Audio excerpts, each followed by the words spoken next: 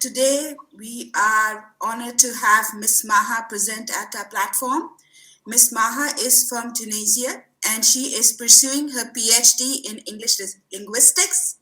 Her research focuses on teaching vocabulary and its pedagogical implications. We will have a Q&A session at the end of the webinar, so please hold your questions by then. And you can even open your mic at the end of the webinar to speak to Ms. Maha directly. This session is being recorded and you will see the recording in next 24 hours on our YouTube channel and as well as on our website. Okay, Ms. Maha, the floor is all yours. Hello, this is Maria. Thank you very much. The pleasure is mine. I attended many interesting webinars organized by Educational Webinar Jam, and I'm glad to be among you as a presenter today. Welcome to my presentation, which is entitled Enhancing Online Learning by Pivoting Students' Tolerance of Ambiguity. So let's define tolerance of ambiguity. I want to start with Zinasny et al.'s definition. Tolerance or intolerance of ambiguity is generally considered to be a personality trait that corresponds to the way in which an individual tends to perceive and deal with ambiguous situations or stimuli. Thus, people who are intolerant of ambiguity feel constrained, anxious, or tense in ambiguous situations. So every day we encounter ambiguous situations like meeting strangers, facing obstacles or problems, making random choices, and the classroom is not an exception. A student may face hardships related to his understanding of the language, for example, or to his relationship with teachers and classmates. Now, please, I want to ask you a question and you can reply in the chat box. So have you ever thought about your students' tolerance of ambiguity level? And if yes, how?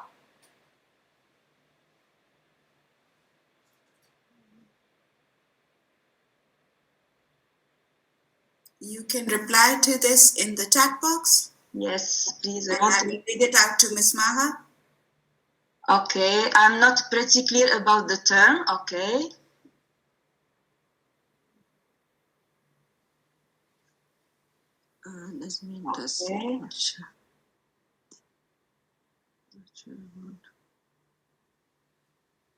Okay, the other ones, please.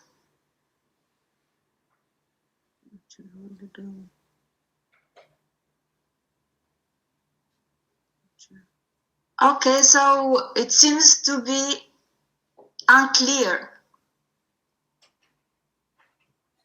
Okay, let's carry on and define this new term. Tolerance of ambiguity throughout literature. MacLean 2009, and MacLean is a researcher who is always focusing on tolerance of ambiguity, and he created two scales. They are called Amstat 1 and Amstat 2, and they are well known for their reliability and validity. MacLean claims that at its heart, ambiguity is the timely absence of information needed to understand a situation or identify its possible future states. Ambiguity is therefore a lack of information beyond risk or uncertainty, which requires an awareness of all possible outcomes. And here I want to give you an example. For instance, a student... Sorry, Ms. Maha, can I stop in between? Yes. I think your presentation got cut off because Zora was trying to... okay, so you can... Okay. Can you please reshare your slides again? Thank you. Okay. I'm sorry about this. Yes. That's fine, thank you. It's fine? Yes, thank you. Okay, thank you very much. So I want to give an example here. A student who is facing words with multiple meanings is doomed to be in an ambiguous situation. where he or she cannot find the most suitable meaning of the word in a specific context. And here I'm dealing with polysemous words or words with different meanings. Another researcher, Tadji 1993, makes the distinction between ambiguity, polysemy, and vagueness. And as you can see, ambiguity comes the first in this continuum, and he defines it as ambiguous meanings are quite separate, having little or nothing in common beyond the phonological structure they share. So they share the same phonological structure, but the meanings are different. That's the problem here. Whereas vague meanings have so much in common that is difficult to separate. So this is vagueness here, which comes in the third place. And cases of polysemy fall in between the two. The meanings are clearly distinguishable, yet also clearly related. So polysemy comes here in between ambiguity and vagueness. But of course, today we are going to focus on ambiguity. Let's move to tolerance of ambiguity and bilingualism or multilingualism interface. And I mentioned multilingualism because here in Tunisia, most of us are multilinguals, and our first language is Arabic, the second one is French, and the foreign language is English. Diwali and Wei, who are two researchers here, 2012, maintain that the knowledge of more languages has also been linked to higher levels of open-mindedness. Of course, someone who knows different languages is open to different cultures. That's why he seems to be more tolerant of ambiguity. He is more tolerant of new situations. He can meet strangers, for example. And this has much in common with tolerance of ambiguity. Now I want to shed light on tolerance of ambiguity scales, the most famous ones. For instance, we have Badner's scale, it is 1962, in which we have different criteria here, from strongly disagree to strongly agree. And we have some traits of someone who is tolerating or intolerating ambiguity from 1 to 16. I want to shed light on some of them to clarify the term. Number 1, an expert who doesn't come up with a definite answer probably doesn't know too much. So someone who doesn't know too much, it means that he cannot handle an ambiguous situation. Number 2, I would like to live in a foreign country for a while.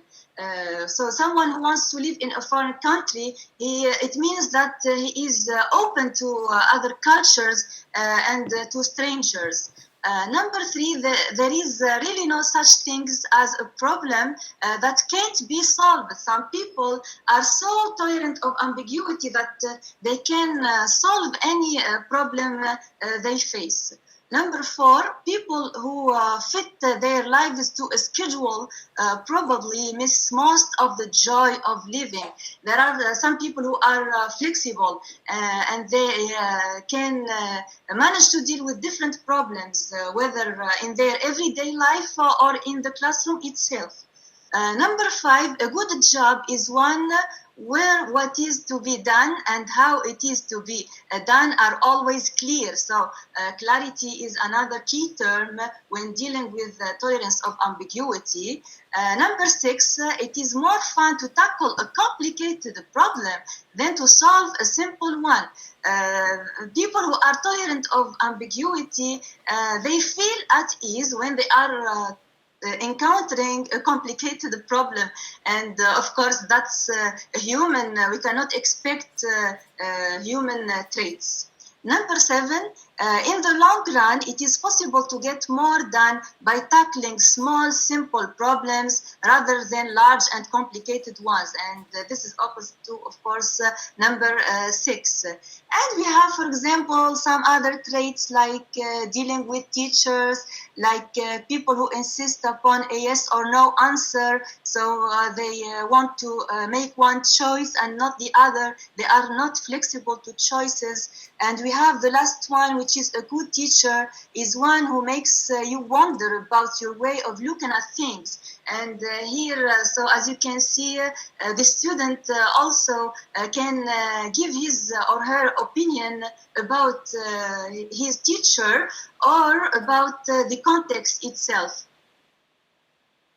The second scale here, it is the one of McLean, 2009, and it's called Amistad 2. It is the refined version of Amistad 1, and I am usually using this scale in my researches. Number 1, I don't tolerate ambiguous situations well, that's clear. Number 2, I would rather avoid solving a problem that must be viewed from several different perspectives. So someone who cannot make or choose a solution over the other, for example, choosing one word and not the other in a specific context. Number 3, I try to avoid situations that are ambiguous. Avoidance is another key term. Number 4, I prefer familiar situations to new ones. Familiar situations or familiar also people, we can say, to strangers. Problems that cannot be considered from just one point of view are a little threatening. Yes, threatening is another key term related to tolerance of ambiguity. I avoid avoidance. I am tolerant or intolerant, number 7. 8, I enjoy tackling problems that are complex, yes, complexity over simplicity. 9, I try to avoid problems that don't seem to have only one best solution, so someone who is flexible here. Number 10, I generally prefer novelty over familiarity. Number 13, for example, I prefer a situation in which there is some ambiguity. Of course, McLean also offers a 5-point Likert scale from strongly agree to strongly disagree, like the previous scale of Badner. Now, I want to share a video with you to clarify these scales, and I want you to reflect on this question. According to the following video, how can a student increase his or her tolerance of ambiguity level? So please try to watch this video and then tell me what are the solutions. Is it more important to find one correct answer or to experiment with possible solutions? In university, you are often confronted with projects and problems that don't have a single answer. By learning to work without clear answers, you will be prepared to think creatively and effectively in many of your courses and develop a skill that is highly valued by many employers. So what is ambiguity anyway? Ambiguity happens when there is more than one possible meaning, answer, or action in a situation. When a single right answer can't be found, you are in an ambiguous situation. What does it mean to develop ambiguity tolerance? Ambiguity tolerance is your ability to function and even to thrive when you are faced with uncertain situations. These types of situations can include determining a good answer to a case study with more than one possible outcome, working in a cultural context where you are unsure of the appropriate ways to act, or communicating in a new language, even if you are unsure if your speaking or writing is entirely correct. So, how do you know if you're able to tolerate ambiguity well? Consider whether you agree or disagree with the statements on this list. Number 1, there's a right way and a wrong way to do almost everything. Number 2, it's more fun to tackle a complicated problem than to solve a simple one. Number 3, what we're used to is preferable to what is familiar. Number 4, many of our most important decisions are based on insufficient information. Number 5, a good job is one where what is to be done and how it is to be done is always clear. Number 6,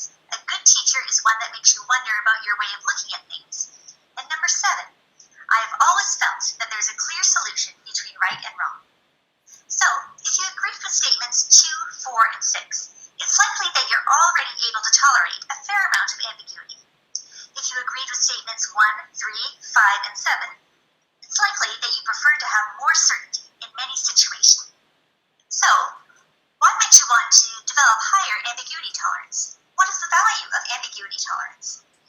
By taking the risk to move ahead in situations where there's no clear correct answer, you will gain a valuable set of personal and professional skills. What can you do to increase your ambiguity tolerance? Consider the value of ambiguity tolerance to your personal growth and future career. How will ambiguity tolerance enhance your own personal life and work? Second, recognize and embrace uncertainty when completing case study assignments.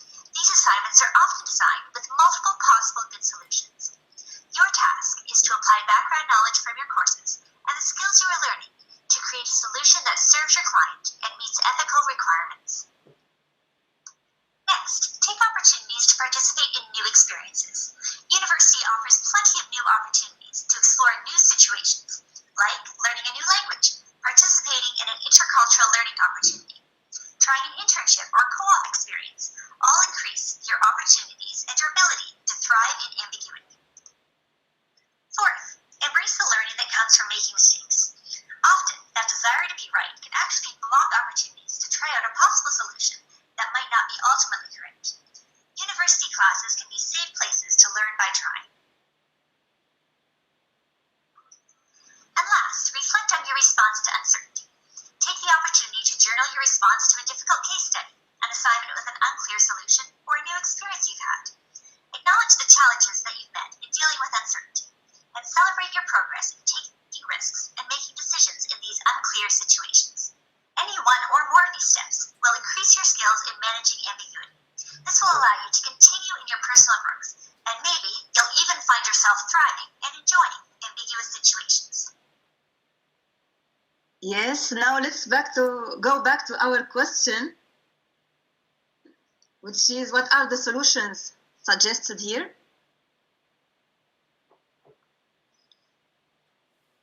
If you can reply via the chat box.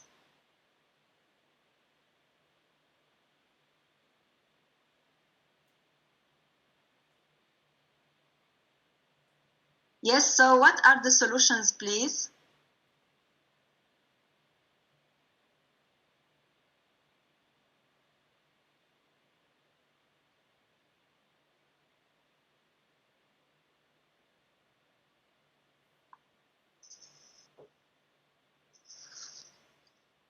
They are mentioned in the end of the video, like embracing uncertainty and creating solutions, taking opportunities to explore new situations. Okay, so these are some of the solutions here. Okay, let's go back to my presentation now.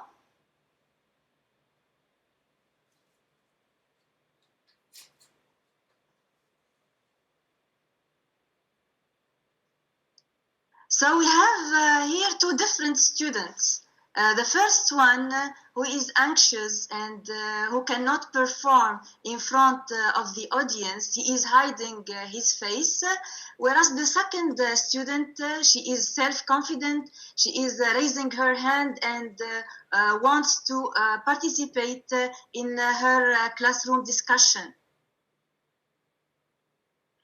And here, as you can see, there is someone who cannot tolerate ambiguity found in grammar. For example, some students find grammar as intricate. Pronunciation, some students, they find English pronunciation difficult. Speaking, they cannot speak in front of the audience.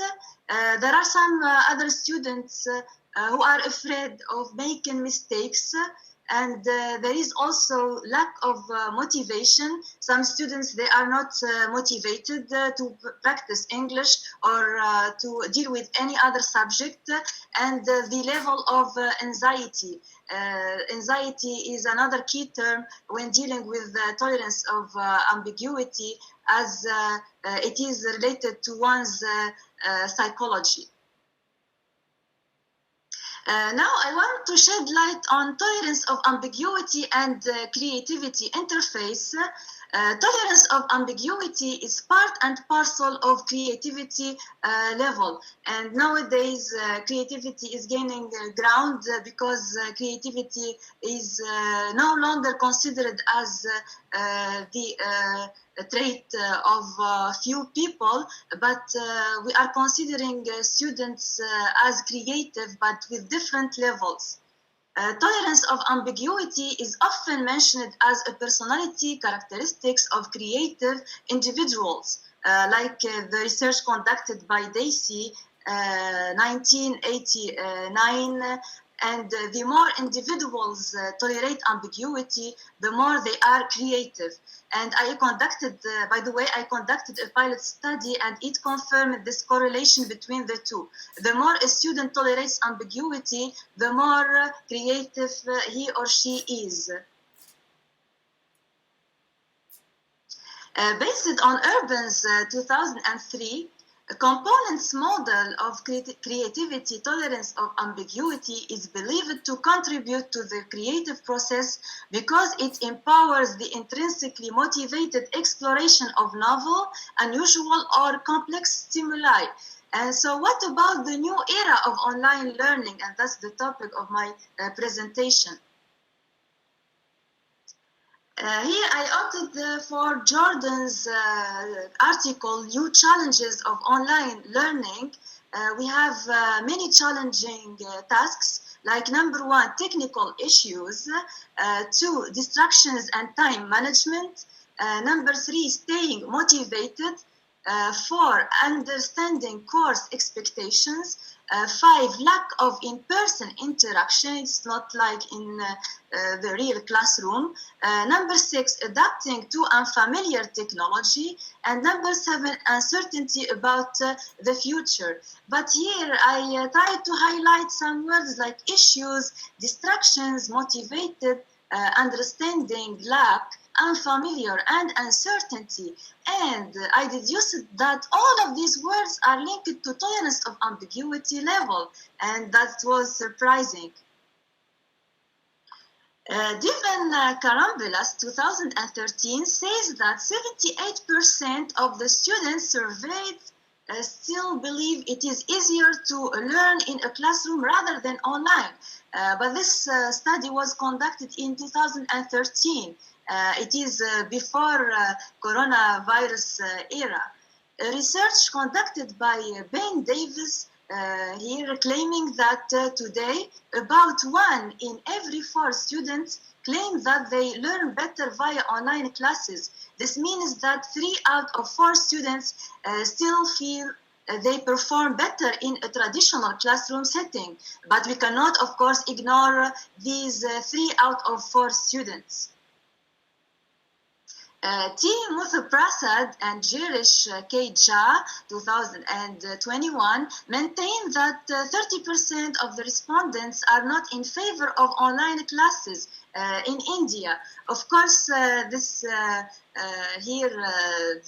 number of respondents has decreased. It's not like in 2013 where there are 78% of the students who prefer learning in a classroom. And I think learning online has become less ambiguous to students as well as to us teachers. That's why the rate of students who aren't in favor of online classes has declined. Moreover, further research comparing online tolerance of ambiguity levels needs to be conducted from 2020 till now. This researcher, Muthuprasad, together with Jirish, highlighted respondents' preferences regarding the electronic gadgets they are using. So, they are using, 60% of these students are using smartphones. 40% they are using laptop. 20% they are using tablets, and desktop is not used at all by these students. even respondents' preferences reflect that they are considering online learning via smartphones as less ambiguous than studying using desktops. And as you know, nowadays students are widely using their smartphones instead of desktops. They are fond of these electronic gadgets as they want to take them everywhere in the classroom or outside the classroom. And most of my students have told me that they find it much easier to use smartphones. A small number of my students are opting for desktops. And here I come to some concluding remarks. Number one, we are living in a world full of ambiguous situations, and educational contexts have revealed this fact. We are moving from real classroom to online learning, and that shows different procedures here. Of course, they were held by different researchers. Number two, tolerance of ambiguity scales are great tools to measure students' levels in tolerating ambiguity. So you can use these scales to measure their tolerance or intolerance of ambiguity, and as they prove it to be reliable and valid. Number three, tolerance of ambiguity is part and parcel of students' creativity, and creativity is an important trait nowadays. It's like intelligence. Number four, we need to think about reducing students' worries about newness, strangers, and problems with multiple solutions. And number five, online learning has become less strange than in 2013, as many teachers have opted for it, but we cannot ignore that a large number of students still find it perplexing and ambiguous, as maybe they cannot use the desktop. For example, as I said, they prefer smartphones over desktop, and the shared files, sometimes they want to download them via desktops, so that's an issue. And last but not least, there is no greater impediment to the advancement of knowledge than the ambiguity of words. This is the citation of Thomas Reid. Thank you very much, and I am all ears to listen to your questions. Thank you, Ms. Maha. It was a very enlightening session of your research. Thank you. We have any questions now? You can open your mic and communicate with Ms. Maha directly. May I ask a question, please? Please go ahead. Thank you very much for the session, Ms. Maha. Thank you. My question is the following. Since the start of your presentation, I was a bit confused about the term tolerance of ambiguity. So wouldn't it be better to replace it with something like raising awareness of multi-interpretation rather than encouraging the students to tolerate of ambiguity? Because ambiguity is, in other words, it's like the chance for different interpretation of the same content. And why should be a problem to see it from different perspective? Why should it be a cause for concern to see it in a different way? Isn't it a way for a creative perspective? So I was a little bit concerned about the trickiness of the term of tolerance of ambiguity. So what is your take on that? Thank you. Thank you. Of course, raising awareness is another important term, but even tolerance of ambiguity is part and parcel of creativity. That's why I want to shed light on this term. And people, they don't know too much about it. And there are few researchers dealing with this term. So I think that there is a gap in the literature that must be covered. That's why I focused on this term and not raising awareness. I see. May I ask you a follow-up question, please? Yes.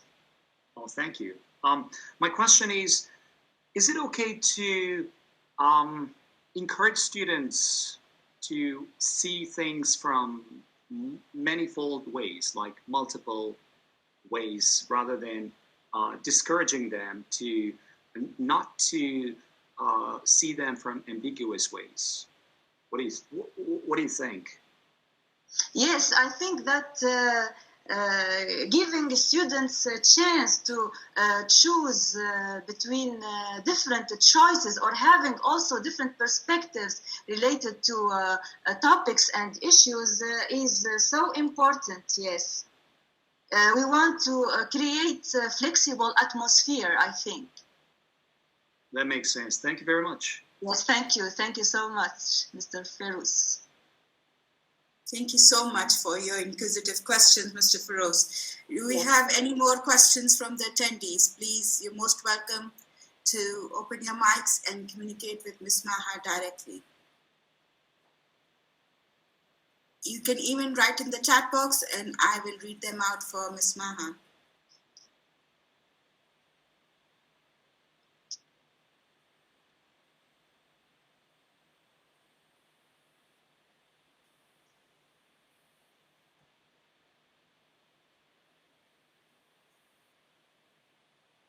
Okay, I guess Ms. Maha, you are quite clear with presenting your research, and it was very enlightening, and we really enjoyed and got to know a different perspective from you of teaching and learning. And thank you. Thank you so much. I think we will end the session here because we don't have any further questions. We are very happy to have you, and we look forward to see the rest of you as well in our future webinars. Thank you so much, Ms. Maha. Thank you so much. The pleasure is mine, and nice to meet you all. I hope that you enjoyed my session. Yes, we did. Thank you so much. Thank you so much. A request to the attendees, please, there's a link shared in the chat box. Kindly record your attendance by clicking on the link for your certificates. And we look forward to see you in our future webinars. Thank you so much, and bye.